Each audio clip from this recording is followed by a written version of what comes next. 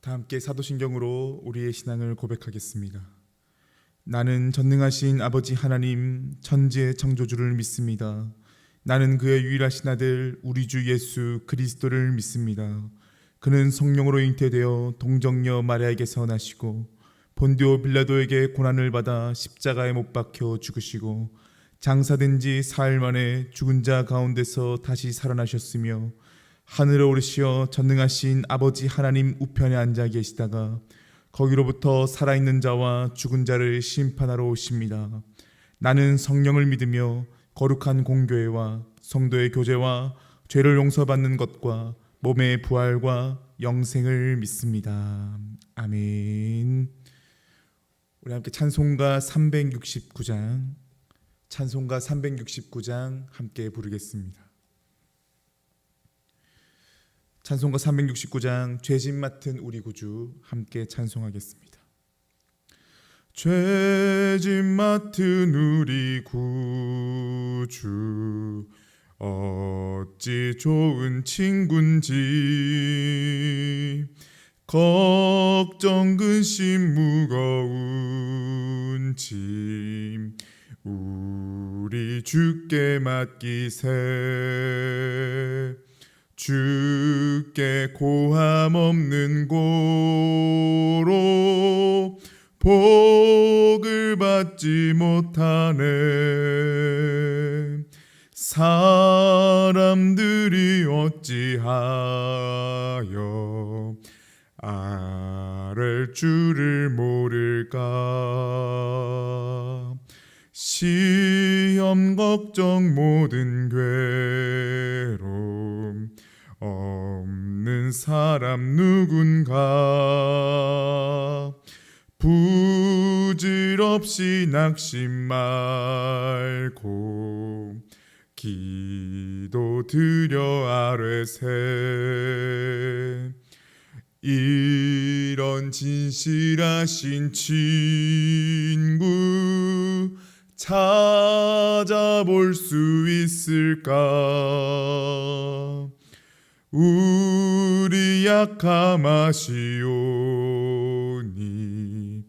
어찌 아니하릴까. 근심 걱정 무거운 짐 아니 진자 누군가. 피난처는 우리 예수 주께 기도드리세. 세상 친구 멸시하고 너를 조롱하여도 예수 품에 안기어서 참된 위로 받겠네. 아멘. 이 새벽에 주시는 하나님 말씀은 빌립보서 1장 1절에서 11절까지의 말씀입니다. 빌립보서 1장 1절에서 11절까지의 말씀입니다.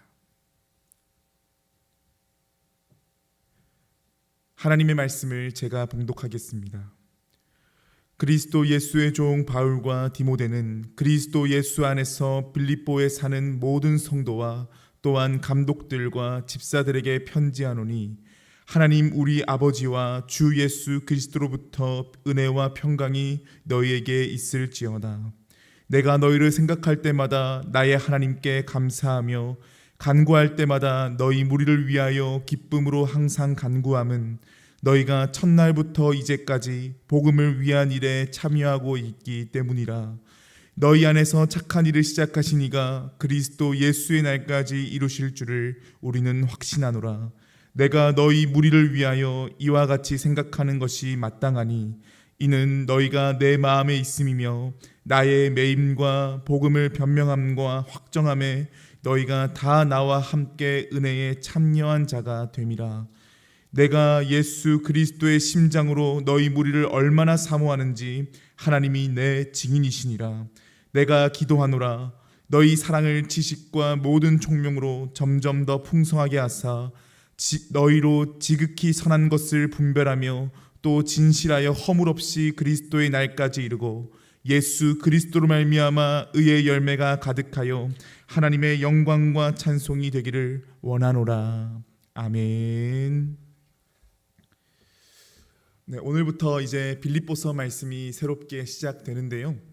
빌립보서의 수신자는 이름에 나와 있는 것처럼 바로 빌립보 교회입니다. 바울이 2차 전도 여행을 하면서 맨 처음에는 1차 때와 똑같이 소아시아 쪽을 다니려고 했지요. 그런데 환상 중에 한 사람이 이곳 빌립보 쪽으로 땅을 인도하게 되면서 사도행전 16장 말씀을 보니까 마게도냐에서 한 사람이 부르는 것을 보게 되고 그로부터 발걸음을 소아시아가 아닌 마게도냐를 향해 가게 됩니다.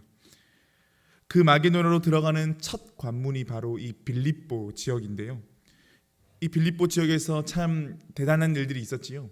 옷장수 리디아를 여기서 만나고요. 복음을 전했고요. 귀신을 쫓아낸 것 때문에 억울하게 옥살이를 하게 됐습니다. 그런데 하나님께서 역사를 일으키시지요. 그 감옥에 지진이 나고 그 죄수를 관할하는 자에게 복음을 전하게 되면서요. 그로부터 빌립보 교회가 시작하게 됩니다. 바울도요. 이 교회를 무척이나 사랑했지만 여기에 있는 이 빌립보 교회 교인들도 바울을 유달리 사랑했던 것으로 보입니다. 그래서 사도 바울이 지금 빌립보서를 쓸 당시 로마 감옥에 갇혀 있었는데 그 얘기를 듣고 이 빌립보 교회가 형편이 넉넉한 교회가 아닌데 바울이 지금 감옥에 갇혀 있다는 소식을 듣고 에바브로디도라고 하는 인물을 보내서 바울의 옥살이를 도울 수 있도록 합니다. 이 당시는요, 지금처럼 감옥에 갇혀 있다고 해서 국가에서 죄수들의 의식주를 해결해 주는 게 아니었습니다. 바깥에서 누군가가 옥바라지를 해주지 않으면 생활 자체가 불가능했던 거지요. 이 빌립보 교회가 바로 이 바울의 수감 생활을 감당했습니다. 바울이 이에 대해 너무 고마워서 쓴 편지가 바로 이 빌립보서입니다. 그렇게 빌립보서는요, 이 다른 바울의 서신서들과 달리 논쟁을 하거나 신학적 주제를 다루는 데에 힘을 두지 않습니다. 오히려 기쁨과 감사, 이 찬양이 반복적으로 나오고 있는 서신입니다. 이 빌립보서의 중요한 정서가 무엇인고 보니 바로 기쁨입니다. 빌립보서의 이런 특징을 듣다 보면 바울이 참 형편이 좋았을 때 이런 편지를 썼나 보다. 왜냐하면 우리의 기쁨과 만족이라는 게 어떨 때 쓰여집니까? 내 삶의 정황이 평안해져야 쓸 수 있지 않습니까? 근데 앞서 말한 것처럼 이 빌립보서 어떤 서신이라고요? 옥중 서신입니다. 바울이 지금 여유롭고 좋은 환경이 아니라 감옥에 꽁꽁 묶여있는 가운데 쓴 서신인 거지요. 그렇다면 감옥 속에 갇혀있는 자가 그 서신을 읽는 사람에게 기쁨과 감사의 언어로 가득한 편지를 쓴다? 우리가 알고 있는 세상사로는 불가능한 일처럼 보입니다. 그런데 빌립보서는요, 신앙인이 인생을 어떻게 대해줄 수 있는지를 보여주고 있습니다. 빌립보서의 결론에 해당될 수 있지만 이 바울의 기쁨은요, 환경으로부터 오는 기쁨이 아닙니다. 자신이 원하는 삶의 방향으로 전개되고 환경이 조성된 것에서부터 오는 만족과 특정한 욕구가 채워진 것에 대한 기쁨으로 쓴 서신이 아니라는 건 거지요. 사도 바울이 감옥 한복판에 있으면서도 자기 서신을 읽는 사람에게 기뻐하라, 감사하라, 찬양하라 라고 하고 얘기할 수 있는 건 바울 안에 환경과 상황과를 넘어서는 이 내면에서부터 솟구쳐 오르는 기쁨이 있기 때문이지요. 오늘부터 읽어가는 이 빌립보서를 통해서 이 신앙인만이 지닐 수 있는 기쁨이 무엇인지 우리 함께 알아가 보고자 합니다. 오늘 읽은 3절에서 11절의 말씀을 보면요, 바울이 빌립보 교인들을 위해서 어떤 마음으로 기도하고 어떻게 기도하는지를 말해줍니다. 동시에요, 바울의 기도문이기도 하지만 이 속에는 사도 바울이 어떻게 사역을 하고 있고 인생을 살아가는지 그 창이기도 합니다. 3절 4절 말씀을 보면요, 바울은 빌립보 교회 교인들을 위해 기도할 때 하나님께 감사하며 기쁨으로 항상 간구한다고 말합니다. 그 이유가 있지요. 5절인데요. 계신 자리에서 함께 읽어보겠습니다. 너희가 첫날부터 이제까지 복음을 위한 일에 참여하고 있기 때문이라. 첫날부터 이제까지 복음을 위한 일에 참여하여서 사도 바울과 함께 그리스도 안에서 교제하고 있다는 거지요. 빌립보 교회 교인들은요, 처음 바울을 만나서 복음으로 거듭난 뒤부터 지금까지 한결같은 마음으로 복음을 위해서 바울과 신실하게 동역했다는 겁니다. 이게 바울이 봤던 빌립보 교회였습니다. 이건 단지요, 너희 이렇지라고 하는 사실 전달을 하는 게 목적이 아니지요. 우리가 누군가와 관계를 맺는다고 할 때 어떨 때 가장 행복하고 좋습니까? 내 마음을 상대방이 알아차려 줄 때. 반대로요, 상대방의 마음을 내가 알아차려 줄 때, 그때 우리는 관계에서 오는 기쁨을 누리지 않습니까? 이 사자성어로 말하면 이신전심이 확실하게 될 때 우리는 관계에서부터, 연합에서 오는 기쁨을 누리게 되지요. 이런 빌립보 교회 교인들과 바울의 관계가 어땠다는 겁니까? 서로 이신전심의 관계였던 거지요.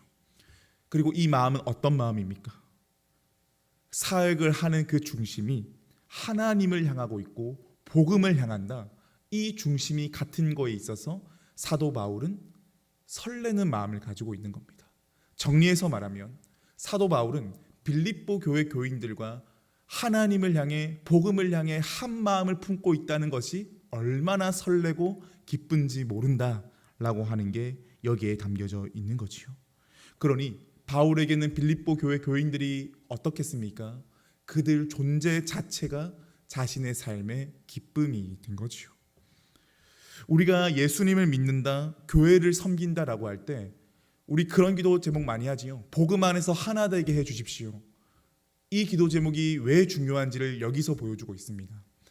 복음 안에서 한 마음이 되지 않으면, 하나님을 향한 마음에서 한 마음이 되지 않으면 우리는 기쁨을 잃어버린다는 겁니다. 어느 순간 봉사와 일만 남아 있을 뿐이지 그 속에서는 소진밖에 남지 않습니다. 그러나 우리가 주님 안에서 한 마음으로 달려간다, 그럴 때 세상 어떤 환경과 역경도 줄 수 없는 하나님으로부터 오는 기쁨이 그 사람과 나 자신과 우리 공동체에 가득 채워진다는 겁니다. 그러면 이 기쁨은 한시적인 기쁨인가? 6절이 이에 대해서 말해주고 있는데요. 6절 말씀 함께 읽어보겠습니다. 너희 안에서 착한 일을 시작하신 이가 그리스도 예수의 날까지 이루실 줄을 우리는 확신하노라. 아멘. 너희 안에서 착한 일을 시작하시니 바로 누구십니까? 우리 하나님이시지요. 첫날부터 이제까지 복음에 참여하고 있는 것은 빌립보 교인들이 분명합니다. 하지만 그 일을 가능토록 하고 계속해서 그들 안에 열망을 생기게 만들어서 추동하는 분은 누구라는 겁니까? 하나님이라는 건 거지요. 그래서 그 하나님이 예수 그리스도의 날까지 당신의 작정하신 이 빌립보 교회 교인들 안에서 이루실 것을 확신한다고 말합니다. 여러분, 세상의 일은 어떻습니까?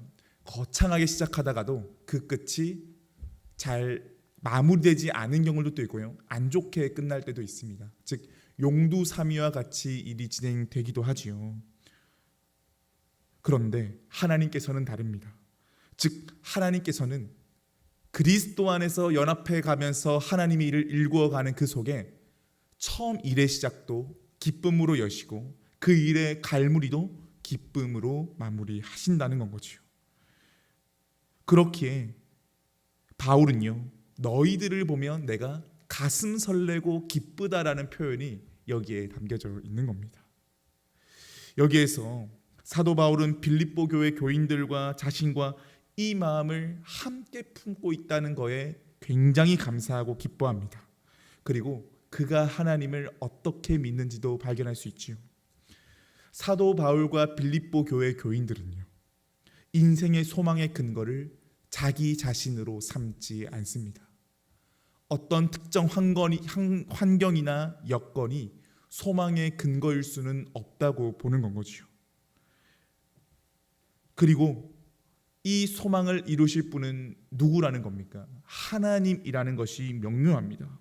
그래서 이 생각을 하면요, 감옥에서도 가슴 설레는 삶을 살아갈 수 있다는 겁니다. 이 설레임은 환경으로부터 오는 게 아니고 하나님으로부터 오는 소망이기 때문입니다. 그래서 사도 바울이 인생을 사는 방법은 아주 단순합니다. 고린도전서 3장 6절에서 7절 말씀이 이를 잘 보여주고 있는데요, 제가 읽어드리겠습니다. 나는 심었고 아볼로는 물을 주었으되 오직 하나님께서 자라나게 하셨나니 그런즉 심는 이나 물 주는 이는 아무것도 아니로되 오직 자라게 하시는 이는 하나님뿐이니라. 사도 바울의 삶, 결과에 목매지 않습니다. 사도 바울은 어떻지요? 그저 자신에게 주어진 일, 기쁨의 근원 되시는 예수 그리스도 인하여서 복음을 전하는 일에 최선을 다할 뿐입니다. 복음을 전했을 때 당장 구원의 역사가 일어나는 것을 보든, 반대로 복음을 심었지만 아무 일도 일어나지 않든, 그건 바울에게 중요한 일이 아닙니다. 바울이 인생을 살아가는 기준은 하나입니다. 복음을 전하는 일을 하게 하신 분이 누구신가? 죄인 중에 결수인 나를 은혜로 받아주신, 그리고 사랑해 주신 하나님이시다.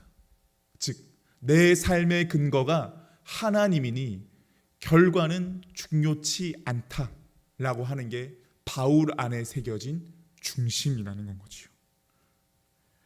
그리고 알기 때문입니다.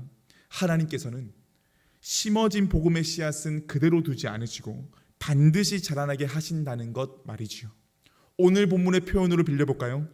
착한 일을 시작하신 하나님께서 반드시 복음의 역사를, 구원의 역사를 일구어 가심을 믿기 때문입니다. 그리고 이 길 혼자 걷습니까? 아닙니다. 방금 읽은 고린도전서 말씀을 보니 바울과 한 마음을 품은 아볼로가 있습니다. 빌립보에서는요, 바울과 같은 마음으로 사역하고 있는 빌립보 교회 교인들이 함께하고 있는 거지요. 사랑하는 여러분, 우리 2023년 새해가 빌립보서와 같이 기쁨으로 가득한 한 해가 될 수 있기를 축복합니다. 진정한 기쁨은 나로부터 나오는 게 아니라 하나님으로부터 나온다는 것을 기억합시다. 우리가 복음을 믿고 복음을 전하며 주님의 몸인 교회를 세워가게 하신 그 주체가 하나님이심을 알며 살아가는 길 축복합니다. 여러 부정적인 메시지가 많은 이 현대 사회 속에서 참 소망의 근거이신 하나님께서 우리에게 착한 일을 시작하게 하셨다라는 것을 진정으로 받아들일 수 있기를 원합니다. 그리고 하나님께서는 반드시 복음의 역사를, 구원의 역사를, 기쁨의 역사를 이루어 가신다는 것을 믿으며 살아갈 수 있기를 소망합니다. 그리고 이 역사 나 혼자 써내려가는 게 아니라는 것도 기억하기를 원합니다. 바울에게 아볼로가 있고 또 빌립보 교회 교인들이 있는 것과 같이 우리에게도 귀한 동역자들이 있습니다. 바로 우리 옆에 있는 사랑하는 보광중앙교회 교인들 말이죠. 우리가 서로에게 바울이 되고 아볼로가 되고 빌립보 교회 교인들이 될 수 있는 2023년 될 수 있기를 소망합니다.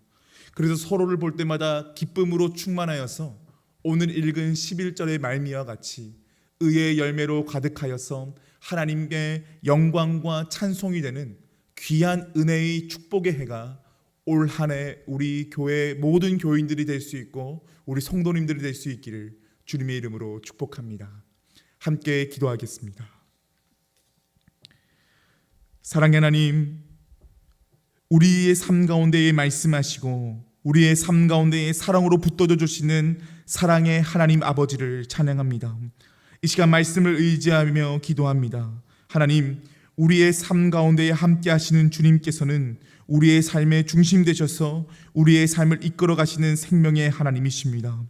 그런 우리가 성도로 살아가는 것은 우리의 의로부터 나온 것이 아니라 착한 일을 시작하신 이가 있다라고 하는 것을 기억하며 날마다 우리의 삶의 근원과 기쁨의 근원이 하나님이심을 기억하며 살아가는 우리가 되게 하여 주시옵소서.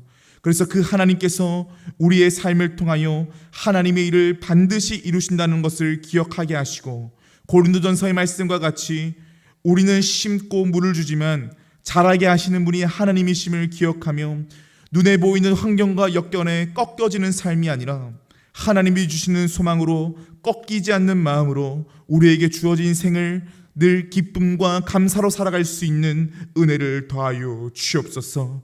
그래서 우리의 일상이 하나님의 구원의 역사가 진행 중이라는 것 기억하며 때가 되면 하나님이 완성시키실 것을 기대하며 나아가는 우리가 되게 하여 주옵소서. 그리고 이 길은 나 혼자 걸어가는 길이 아닙니다. 서로가 서로에게 바울이 되고 아볼로가 되고 빌립보 교회 교인들이 되게 하여 주셔서 주님 안에서 한 마음을 품는 우리 교회 되게 하여 주시사 날마다 복음의 역사가 우리를 통하여 펼쳐질 수 있도록 주님 역사하여 주시옵소서. 그래서 이 한 해를 살아가는 모든 순간들과 이 한 해를 마무리하게 될 때에 우리의 삶에 의의 열매가 가득해졌다고, 당신의 모습을 보니 하나님의 영광과 찬송이 무엇인지를 알겠다고 라고 하는 믿음의 본이 되는 우리 모두가 되게 하여 주시옵소서. 우리의 삶의 근원과 기쁨이 되시는 우리 주 예수 그리스도의 이름으로 기도드립니다. 아멘.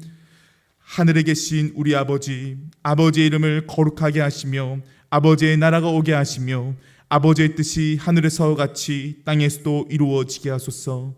오늘 우리에게 일용할 양식을 주시고 우리가 우리에게 잘못한 사람을 용서하여 준 것 같이 우리 죄를 용서하여 주시고 우리를 시험에 빠지지 않게 하시고 악에서 구하소서. 나라와 권능과 영광이 영원히 아버지의 것입니다. 아멘. 네, 오늘은 화요일입니다. 우리 나라와 민족을 위한 기도로 함께 나아갈 텐데요. 우리 첫 번째로는 새해를 맞이하여 잘못된 것들은 청소하고 올바른 것들을 바르게 세워가는 정부와 각 기관들이 될 수 있도록, 그래서 정부 각 기관들을 통하여서 하나님의 은혜가 흘러갈 수 있도록 함께 기도하고요. 두 번째로는 청년 실업과 저출산과 경제적 양극화 현상을 극복하기 위한 제도와 국민의식이 함께 발전할 수 있게 하여 주옵소서. 우리 마지막 세 번째로 정치, 경제, 종교계 리더들이 자신의 이익을 넘어서서 이 사회 발전과 공의를 구현할 수 있게 해달라고, 우리 세 가지 기도 제목을 함께 기억하면서 주님의 이름을 세 번 부르짖고 함께 기도하겠습니다. 주여